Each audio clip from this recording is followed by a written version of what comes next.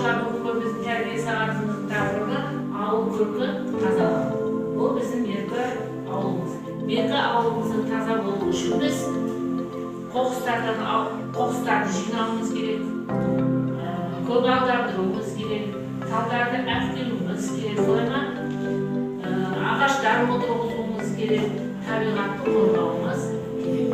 Ауылымыз таза болу үшін әр тазалықты сақтауымыз қажет. Табиғаттың тіршілігін ырысым сенсірмен тарлады тыңызым биік тауларына қарасам, алшаң бас түзеледі жүрісім. Табиғат тіршіліктің көзі, табиғатты қорғау, табиғатты аялау әр адамның міндеті. Үлкен күшіміз, оны таза ұстап, құрметтеуіміз қажет.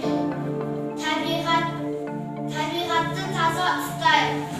Табиғат дегеніміз ол ғажайып әлем. Адамның табиғаты үстінде жоқ, табиғатта оны айтатын тілі жоқ.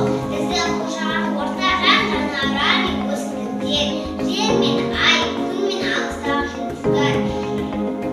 Осылардың барлығы да табиғат деген ауқымды білдіреді. Табиғатта адамның рөлі өте кішкентай. Үлкен табиғатта адам кішкентай құм сияқты, бірақ табиғаттың тағдыры сол.